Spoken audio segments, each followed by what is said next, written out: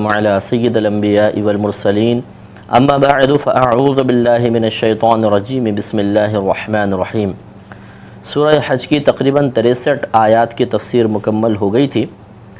اس سے آگے اللہ ارشاد فرماتا ہے کہ لہو ما فی السماوات و ما فی الارض، اسی کے لیے ہے، یعنی اللہ تبارک و تعالیٰ کے لیے ہی ہے جو آسمانوں میں ہے اور جو زمین میں ہے۔ وَإِنَّ اللَّهَ لَهُوَ الْغَنِيُّ الْحَمِيدُ، اور بے شک اللہ تعالیٰ ہی بے نیاز ہے، اسے خوب سراہا گیا ہے، یعنی اس کی تعریف کی گئی ہے۔ تو اس مضمون کی بارہا وضاحت کی کہ اللہ نے ارشاد فرمایا لہو ما فی السماوات و ما فی الارض، تو یہ جو لام ہے، لہو کا لام، یہ کلام عرب میں مختلف معانی کے لیے استعمال ہوتا ہے، جن میں سے ایک معنی تملیک والا بھی ہوتا ہے، مالک بنانا، یا ملک والا معنی اس سے حاصل ہوتا ہے، یعنی مالک ہونا۔ تو اس کا مفہوم یہ بنے گا کہ جو کچھ آسمانوں اور جو کچھ زمین میں ہے اس کا مالک اللہ تبارک و تعالی ہے۔ اب یہاں وہی سوال پیدا ہوتا ہے کہ اگر اللہ مالک ہے تو پھر ہم دنیا میں مختلف لوگوں کی طرف مالک ہونے کی نسبت کیوں کرتے ہیں؟ اس مکان کا مالک فلاں ہیں، اس گاڑی کا مالک فلاں ہیں، اس کاروبار کا مالک فلاں ہیں۔ تو یہ کیا اس طرح مالک ہونے کی نسبت اللہ تعالیٰ کے علاوہ کسی اور کی طرف کر دینے کی بنا پر شرک کا ارتکاب ہوتا ہے یا نہیں؟ تو آپ کو یہ سمجھایا تھا کہ اللہ تعالیٰ کے جتنے بھی اوصاف ہیں، جتنے بھی اللہ کی صفتیں ہیں، ہر صفت 4 خوبیوں سے ضرور متصف ہوتی ہے۔ نمبر 1، ہر خوبی اللہ تعالیٰ کی قدیم ہے۔ قدیم اسے کہتے ہیں کہ جو ہمیشہ سے ہو، ایسا نہیں کہ پہلے نہیں تھا بعد میں پیدا ہوا تو وہ غیر قدیم کہلاتا ہے۔ تو اللہ کی تمام صفات ایک تو قدیم ہوتی ہیں، نمبر 2 وہ تمام صفات ذاتی ہیں۔ ذاتی کا مطلب کسی اور کی عطا کردہ نہ ہوں، خود بخود اپنے ہوں تو اسے ذاتی کہتے ہیں، کسی اور نے عطا کی ہوں تو ان کو عطائی کہا جاتا ہے۔ تو اللہ کی تمام صفات قدیم، نمبر 2 ذاتی ہیں، نمبر 3 غیر فانی ہیں، وہ کبھی فنا نہیں ہوں گی، نمبر 4 لا محدود ہیں، یعنی ان کی کوئی انتہا اور حد مقرر کرنا ممکن نہیں ہے، لا انتہا لا محدود ہیں۔ تو یہ 4 صفات جب ہم اللہ تعالیٰ، یہ 4 خوبیاں اللہ تعالیٰ کی صفات کے ساتھ متصف کر دیں گے یا ہیں وہ متصف، تو پھر یہ شرک نہیں رہے گا۔ کیونکہ اگر اب ہم مالک ہونے کی نسبت کسی انسان کی طرف کرتے بھی ہیں تو بہت فرق کے ساتھ کرتے ہیں۔ مثلا اللہ کا مالک ہونا قدیم ہے، جبکہ مخلوق کا مالک ہونا غیر قدیم ہے، پہلے وہ نہیں تھا، اللہ کی عطا سے ہوا۔ اللہ تعالیٰ کا مالک ہونا ذاتی طور پر ہے اور مخلوق کا مالک ہونا عطائی طور پر ہے۔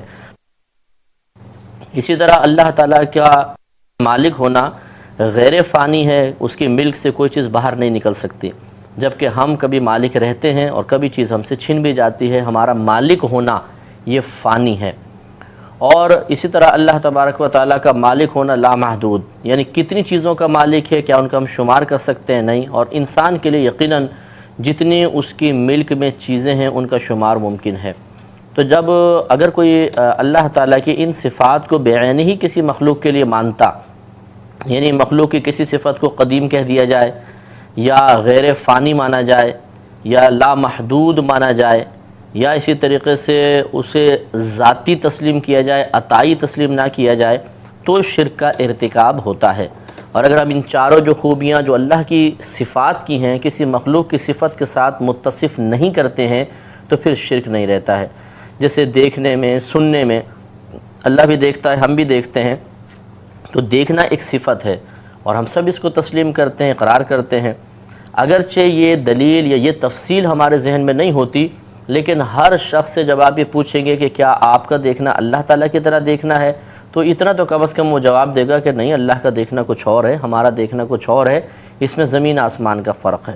تو اس لیے مخلوق کی طرف جب کسی صفت کی نسبت کی جاتی ہے اور بظاہر ایسا محسوس ہوتا ہے کہ یہ صفت اللہ کی بھی ہے، تو پھر بعض اوقات وسوسہ شرک پیدا ہوتا ہے۔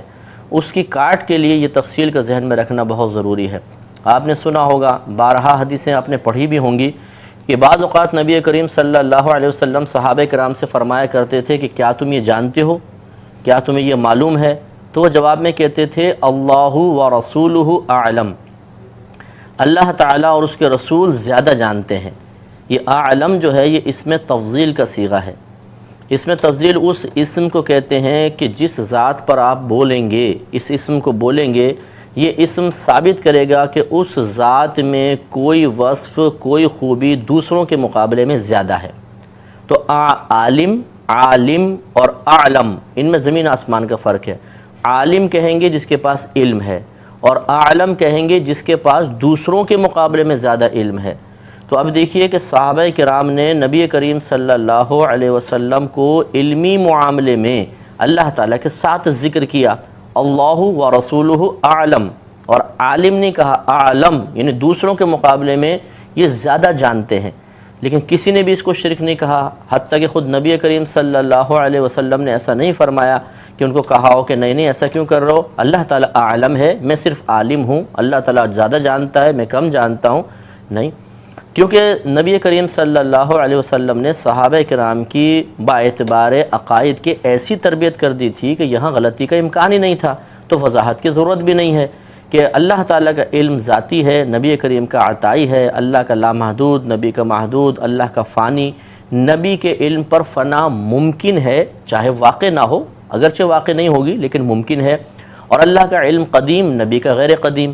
تو یہی وہ فرق ملحوظ تھے، صحابہ کرام کے پیش نظر تھے، جس کی بنا پر انہوں نے اس قسم کے جملے کہے، اور نبی کریم صلی اللہ علیہ وسلم نے باوجود یہ کہ برائی دیکھ کر آپ پر منع کرنا فرض تھا، آپ نے اس کو منع نہیں کیا، جس سے معلوم ہوا کہ وہ برائی تھی نہیں۔ اگر برائی ہوتی، اگر اللہ کے کسی وصف کے ساتھ نبی کا ذکر منع ہوتا تو ضرور نبی کریم صلی اللہ علیہ وسلم اس سے منع فرما دیتے۔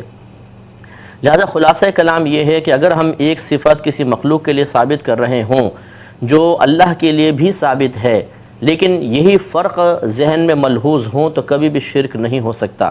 اور اگر ہم ان فرقوں کو نظر انداز کر دیں اور کوئی صراحتاً یہ کہتا ہوا نظر آئے کہ جیسی اللہ تعالیٰ کی صفت جن خوبیوں سے متصف ہے، میں مخلوق کے لیے بھی انہی خوبیوں کے ساتھ ایک صفت کا اقرار کروں گا، تو بہرحال اس کے کفر میں، کافر ہونے میں، اس کے مشرک ہونے میں کسی کو کلام نہیں ہوگا، اس پر شرک کا فتویٰ لگے گا۔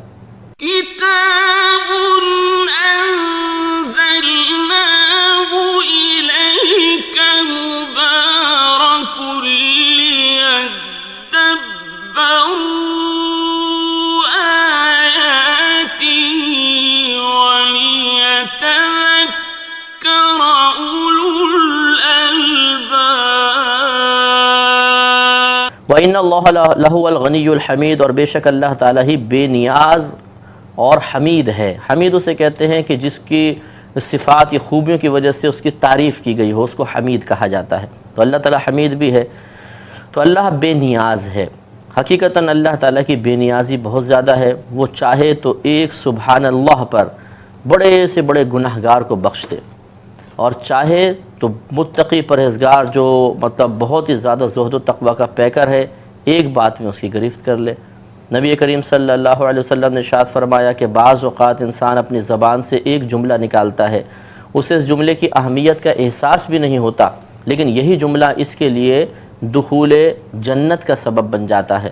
اور بعض اوقات انسان اپنے زبان سے ایک جملہ نکالتا ہے، اسے اس کی قباحت کا احساس نہیں ہوتا، لیکن یہی ایک جملہ اس کے لیے جہنم میں دخول کا سبب بن جاتا ہے۔ تو یہ اللہ کی بے نیازی ہے کہ اس کو کسی کی پرواہ نہیں ہے، وہ اپنی مرضی کا مالک ہے، چاہتا ہے جو چاہتا ہے وہ کرتا ہے۔ اور اسی طرح آپ نے بنی اسرائیل کا یہ واقعہ سنا ہوگا، بڑا مشہور واقعہ ہے، نبی کریم صلی اللہ علیہ وسلم نے اس کو بیان فرمایا، اور امام مسلم رحمۃ اللہ علیہ نے مسلم میں کئی طرق سے اس واقعے کو اور مختلف الفاظ سے نقل کیا ہے۔ کافی حدیثیں اس پر کہ بنی اسرائیل میں ایک شخص تھا جس نے 97 قتل کیے تھے، 97۔ پھر اس کو توبہ کا خیال آیا تو، اور سب کے سب اس نے ظلماً قتل کیے تھے، ایسا نہیں کہ واقعی کوئی حق پر تھا کہ قتل کرتا، ظلماً کسی کو یہ مار دیا ہمارا 97 قتل۔ تو پھر اس کو توبہ کا خیال آیا تو وہ ایک عابد کے پاس گیا، عبادت گزار کے پاس، لیکن وہ تھا جاہل، اور اس سے پوچھا کہ بھئی کیا میری توبہ ہو سکتی ہے، میں نے 97 ظلماً قتل کیے ہیں۔ تو اسی لیے منع کیا جاتا ہے کہ جاہل سے کبھی فتویٰ طلب نہ کریں، کیونکہ وہ خود بھی ہلاک ہوگا، دوسرے کو ہلاکت میں مبتلا کرے گا۔ لہٰذا اس نے جواباً کہا کہ 97 قتل اور سب کے سب ظلماً، تو بچ ہی نہیں سکتا، تو جہنم میں جائے گا۔ اس نے کہا اچھا، جب جانے جہنم میں ہے تو پھر تم بھی آ جاؤ۔ اسے بھی مار دیا، 98 ہو گئے۔ پھر اس کو ندامت ہوئی، پھر ایک اور عابد کے پاس پہنچ گیا، اس نے بھی ایسا ہی جواب دیا، اسے قتل کیا۔ اس طریقے سے پورے 100 قتل کیے۔ 100 قتل کرنے کے بعد پھر وہی ندامت کا احساس ہوا۔ اب کی مرتبہ اسے کسی نے ایک عالم کے پاس بھیج دیا، وہ صاحب علم کے پاس گیا، پورا واقعہ بیان کیا۔ اس صاحب علم نے تھوڑا سا غور و تفکر کیا اور پھر کہا کہ یقیناً اللہ تبارک و تعالیٰ تیرے گناہ بخشنے پر قادر ہے، لیکن یہ بروں کی بستی ہے، تم یہاں نہ ٹھہرو، تم ایسا کرو اس پہاڑ پر چلے جاؤ، وہاں پر کچھ اللہ کے نیک بندے ذکر الہی میں مشغول ہیں، تم ان کے ساتھ عبادت کرو، انشاءاللہ امید ہے کہ اللہ تعالیٰ تمہارے تمام گناہوں کی بخشش کر دے گا۔ اب یہ شخص وہاں سے چلا، ابھی راستے میں ہی پہنچا تھا کہ ملک الموت علیہ السلام بحکم الہی تشریف لائے اور اس کی روح قبض کر لی۔ اب یہ بھی اللہ کی طرف سے ہی تھا، یہ واقعہ بیان کرنا تھا، لوگوں کو تعلیم دینی تھی، نصیحت عطا فرمانی تھی، اللہ کی رحمت کا یقین دلانا تھا، توبہ کی فضیلت کا بیان مقصود تھا۔ لہٰذا اب وہاں پر رحمت کے فرشتے بھی آ گئے، عذاب کے فرشتے آ گئے اور ان میں باہم جھگڑا شروع ہو گیا۔ جہنم کے فرشتوں کا دعویٰ یہ تھا کہ یہ ابھی اس مقام پر پہنچا نہیں تھا، ابھی وہاں پہنچتا تو پھر دیکھتے، ابھی تو یہ گنہگار ہے، بدکار ہے، اس نے 100 قتل کیے، ہم اس کو جہنم میں لے کے جائیں گے۔ جبکہ جنتی فرشتوں کا یہ کہنا تھا کہ یہ چونکہ توبہ کے ارادے سے چل پڑا تھا، اگرچہ منزل تک نہیں پہنچا، اب اس کی قضا آ گئی، وہ تو اللہ کی مرضی تھی، وہاں تک نہ پہنچ پایا، اس میں اس کا کیا قصور ہے، لہٰذا ہم اس کو جنت میں لے کر جائیں گے۔ تو اللہ تبارک و تعالیٰ نے ایک مزید فرشتے کو وہاں پر بطور فیصل بھیجا، تو یہ فیصلہ کرو۔ وہ آ گیا، اس نے کہا کہ دیکھو آسان سی بات یہ ہے کہ تم فاصلہ ناپو، اگر یہ بروں کی بستی سے قریب ہے تو یہ جہنم میں جائے گا، اگر نیکوں سے قریب ہے تو جنت میں جائے گا۔ اب جب فاصلہ ناپا گیا تو رحمت کونین صلی اللہ علیہ وسلم ارشاد فرماتے ہیں، یعنی ایک روایت کے الفاظ ایسے ہیں کہ جب فاصلہ ناپا گیا تو یہ ایک بالشت بروں کی بستی سے قریب ہونے والا تھا، یعنی ناپتے جا رہے تھے تو یہ ایک بالشت قریب ثابت ہو رہا تھا، تو اللہ تبارک و تعالیٰ نے زمین کو حکم دیا کہ سمٹ جا، تو جو بروں کی بستی والی زمین تھی وہ سمٹ گئی اور یہ ایک بالشت نیکوں سے قریب ہو گیا۔ تو سرکار مدینہ صلی اللہ علیہ وسلم ارشاد فرماتے ہیں جب فاصلہ ناپا تو نیکوں والا فاصلہ زیادہ ملا، یعنی ان کے زیادہ یہ قریب تھا، تو اللہ تبارک و تعالیٰ نے اس کی مغفرت فرما دی۔ تو اب آپ غور کریں کہ بنی اسرائیل کا ایک شخص جس نے 100 قتل کیے اور وہ بروں کی بستی سے قریب ہی مرا تھا، لیکن اللہ کی رحمت دیکھیے کہ توبہ کے ارادے سے چلا تو اللہ نے اس پر کرم فرما دیا۔ لہٰذا اللہ تبارک و تعالیٰ بہت ہی رحیم و کریم ہے اور وہ بہت ہی بے نیاز ہے، یعنی ہماری بہت زیادہ خطائیں، ہمارے بڑے بڑے گناہ اس کا کوئی نہیں بگاڑ سکتے۔ ایسا نہیں ہے کہ وہ ایسا پھر ناراض ہو جائے کہ ضرور انتقام لے گا، وہ بے نیاز ہے۔ اس کے بعد آپ ایک چھوٹی سی کوئی نیکی کریں، اگر اس کی بارگاہ میں مقبول ہو جائے سب کے سب بخش دیتا ہے۔ اور ایسا بھی نہیں ہے کہ ہم بڑی بڑی عبادتیں کر کے اس کو متاثر کر سکتے ہیں یا معاذ اللہ اس پر کوئی احسان کر رہے ہوں، وہ بہت بے نیاز ہے، ایک لمحے میں چاہے تو ساری عبادات کو ضائع کر دے، لہٰذا اس کی بے نیازی سے ہمیں ڈرتے رہنا چاہیے۔